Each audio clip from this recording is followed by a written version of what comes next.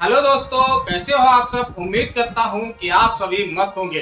आज हम मथुरा की श्री कृष्ण जन्मभूमि से जुड़ी हुई एक बड़ी खबर आपको बताने जा रहे हैं। श्री कृष्ण जन्मभूमि को लेकर आज कुछ ऐसा हो गया है जिससे श्री कृष्ण जन्मभूमि को पास बनी मस्जिद से मुक्ति मिल सकती है। श्री कृष्ण जन्मभूमि के पास बनी जिस मस्जिद को हिंदू पक्ष सदैव मंदिर बताता रहा है और जिस जमीन पर मालिकाना हक के दावे भी करता रहा है, उस मस्जिद पर मालिकाना हक हासिल करने के लिए आज एक बड़ी पहल हिंदू पक्ष की ओर से कर दी गई है, जिससे हिंदू पक्ष की उम्मीदें बढ़ती हुई नजर आने लगी हैं। तो जहां हिंदू पक्ष की इस पहल से शाही ईदगाह मस्जिद से जुड़े लोगों को मस्जिद की जमीन से हाथ धोने की चिंताएं सताने लगी है, लेकिन उससे पहले कि श्री कृष्ण जन्मभूमि से जुड़ी हुई इस बड़ी अपडेट से हम आपको रूबरू कराएं, उससे पहले हमारा आपसे अनुरोध है कि आप हमारे चैनल को सब्सक्राइब कर दिए गए बेल आइकन को जरूर दबा दें, क्योंकि बाद में आप चैनल को सब्सक्राइब करना भूल जाते हैं। वीडियो पर लाइक, कमेंट और शेयर करना भी आप बिल्कुल मत भूलिएगा।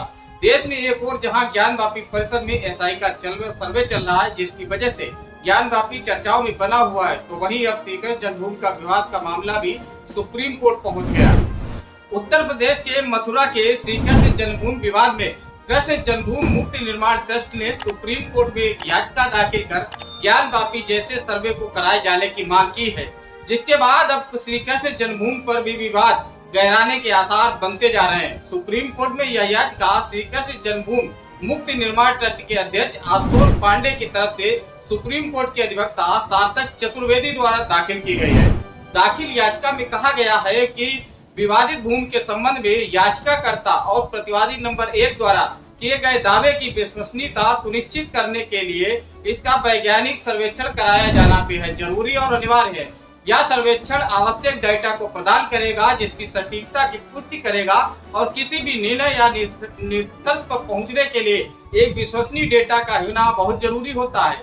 याचिकाकर्ता ने अपनी याचिका में यह तर्क दिया है कि इस तरह के निर्माण को किसी भी कीमत पर मस्जिद नहीं कहा जा सकता है और सन 1968 में हुआ यह समझौता केवल एक धोखाधड़ी है।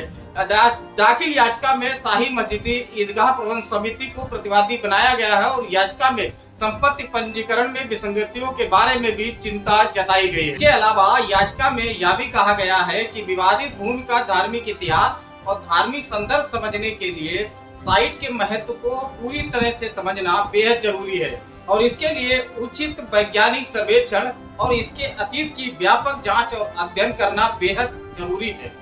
अब हम आपको बताते हैं कि श्री कृष्ण जन्मभूमि विवाद आखिर है क्या।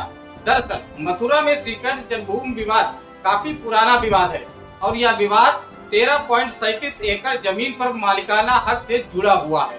12 अक्टूबर 1968 को श्री कृष्ण जन्म स्थान सेवा संस्थान ने शाही मस्जिद ईदगाह ट्रस्ट के साथ एक समझौता किया था। इस समझौते में 13.7 एकड़ जमीन पर मंदिर और मस्जिद दोनों बनने की बात हुई थी। श्री कृष्ण जन्म स्थान के पास 10.9 एकड़ जमीन का मालिकाना हक है और 2.5 एकड़ जमीन का मालिकाना हक शाही ईदगाह मस्जिद के पास है। हिंदू पक्ष का कहना है कि शाही ईदगाह मस्जिद को अवैध तरीके से कब्जा करके बनाया गया है और इस जमीन पर उनका हक है। हिंदू पक्ष की ओर से आज दाखिल की गई याचिका में शाही ईदगाह मस्जिद को हटाने और इस जमीन को भी श्री कृष्ण जन्मभूमि स्थान को देने की मांग की गई है। अब आगे देखना होगा कि श्री कृष्ण जन्मभूमि विवाद पर दाखिल की गई इस याचिका पर सुप्रीम कोर्ट आखिर क्या रुख अख्तियार करता है।